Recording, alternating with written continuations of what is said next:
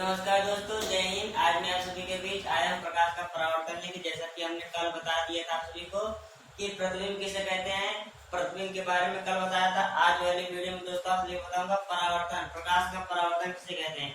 आपका क्वेश्चन पहला यही है कि प्रकाश का परावर्तन किसे कहते हैं, प्रकाश का परावर्तन किसे कहते हैं। दोस्तों सबसे पहले आता है, सबसे पहले आइए देखते हैं, टाइम वेस्ट किए दो केवल एक टॉपिक बताऊंगा दोस्तों, केवल प्रकाश का परावर्तन। पूरा इसके मतलब नियम का बताऊंगा, जितने प्रकाश का परावर्तन में जितना सब कुछ होता है पूरा आज अभी इस वीडियो में जानेंगे। आइए बिना टाइम वेस्ट किए वीडियो को शुरू करते हैं। तब सब दोस्तों देखना, प्रकाश का परावर्तन हेडिंग करेगी।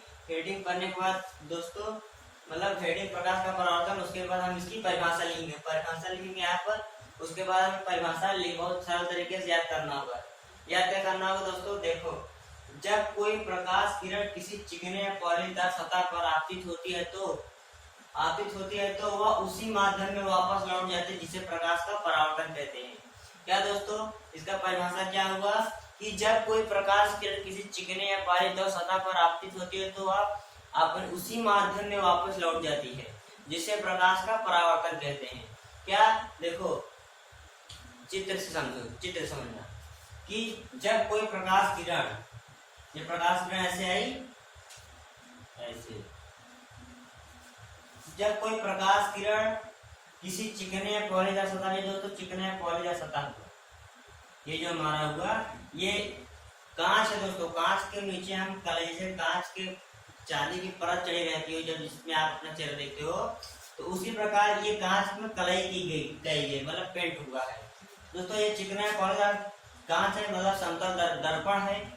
अब जब किसी चिकने या पॉलीदार सतह पर प्रकाश किरण आपतित होती है तो वह अपने उसी माध्यम में दोस्तों वापस लौट जाती है। ये ऐसे आई और इसी माध्यम में वापस लौट गई।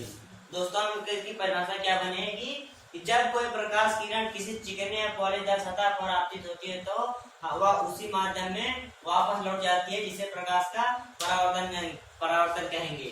तो दोस्तों अब आता है इसका चित्र। एमोनियम चित्र का नाम मतलब कांच का नाम दे दिए। वक्रता केंद्र ओ के दोस्तों एन से अभिलंब लिखते हैं। ये वाली दोस्तों इधर वाली किरण आपतित किरण हुई और ये वाली दोस्तों परावर्तित किरण हुई। और आपतन कोण आई से लिखते हैं और परावर्तन कोण आर से लिखते हैं।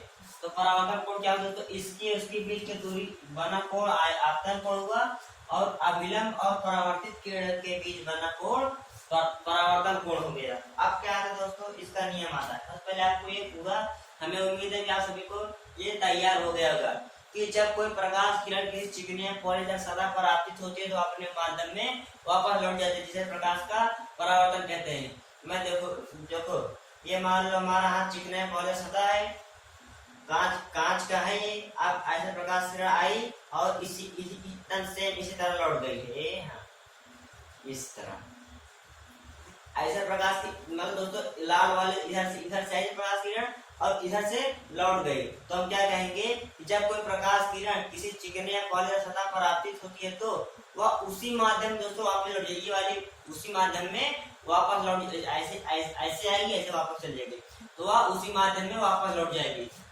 उसी से प्रकाश का परावर्तन कहते हैं।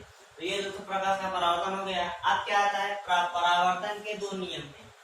परावर्तन के दोस्तों दो नियम है, दो नियम से परावर्तन होता है। तो आइए देखते हैं पहला नियम क्या कहता है। पहला नियम कहता है कि आपतित किरण परावर्तित किरण तथा आपतन बिंदु पर डाला गया लंब तीनों की तल पर स्थित होते हैं। यहाँ से क्या हो दोस्तों, यही चित्र पे ये भी है, यही चित्र पे पहला नियम कहता है। आपको कहीं दूर नहीं जाना होगा। देखो ये जो हमारा दोस्तों आपतित किरण हुआ, ये वाली आपतित किरण, ये लिखा है हमने आपतित किरण। और परावर्तित किरण दोस्तों ये वाली परावर्तित किरण हो गई, ये वाली ये आपतित किरण हो गई और ये परावर्तित किरण हो गई। मैंने नाम दे दिया है, जिसको आपतित किरण कह दिया है और इस वाली रेखा को परावर्तित किरण कह दिया है। तो आपतित किरण, इसका पहला नियम क्या कहता है कि आपतित किरण परावर्तित किरण तथा आपतन बिंदु पर डाला गया लंब तीनों एक ही तल पर स्थित होते हैं दोस्तों। यहीं पर तीनों स्थित हैं। देखो इधर से प्रकाश किरण आपतित किरण आई, इधर से परावर्तित किरण चली गई तथा आपतन बिंदु पर डाला गया लंब n डाला गया लंब तीनों एक ही तल पर दोस्तों स्थित होते हैं। आप इसका मतलब पहले परिभाषा क्या होगी, पहले नियम क्या कहेगा कि आपतित किरण, परावर्तित किरण तथा आपतन बिंदु पर डाला गया लंब तीनों एक ही तल पर स्थित होते हैं। कितने तल पर? तीनों एक ही तल पर स्थित होते हैं। अब इसका दोस्तों दूसरा नियम कहता है, दूसरा नियम यह कहता है कि आपतन कोण I तथा परावर्तन कोण R के सदैव बराबर होता है। कि जो आपतन कोण I है वो परावर्तन कोण R के सदैव बराबर रहता है, हमेशा बराबर रहेगा। क्योंकि दोस्तों आपतन कोण की परिभाषा में आपको बता दूं, खास उतना इम्पोर्टेंट नहीं है, लेकिन देखो आपतन कोण की पूछ लेगा कोई, आपतन कोण की परिभाषा बताओ। आप क्या बताना कि आपतित किरण तथा अभिलंब के बीच बना कोण उसे हम आपतन कोण कहेंगे। कोई परावर्तन कोण पूछ लेगा परिभाषा तो आप बताना अभिलंब तथा परावर्तित किरण के बीच बना कोण परावर्तन मतलब परावर्तन कोण कहलाता है। तो दोस्तों यहाँ देखो, क्योंकि देखो ये वाला कोण बराबर है, ये वाला कोण इसके कोण के हमेशा बराबर रहेगा, हमेशा बराबर रहेगा दोस्तों।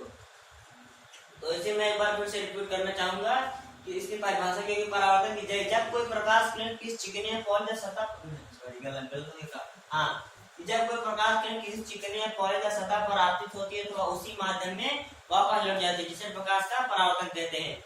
अब दूसरा वाला क्या है दोस्तों, मतलब अब इसके दो नियम है, मुख्यतः इसके दो नियम है। पहला नियम क्या कहता है कि आपतित किरण तथा परावर्तित किरण तथा आपतन बिंदु पर डाला गया लंब तीनों एक तल पर स्थित होते हैं। दूसरा नियम क्या कहता है, आपतन कोण I तथा परावर्तन कोण R के सदैव हमेशा बराबर होता है, अर्थात कोण I बराबर कोण R। तो दोस्तों यहीं पर ये टॉपिक खत्म होता है। अब कल आप सभी के बीच आऊंगा इसके आगे वाला टॉपिक लेकर। या तो दोस्तों आप वर्तन आएगा इसके आगे टॉपिक में, या तो फिर गोली दर्पण आ जाएगा।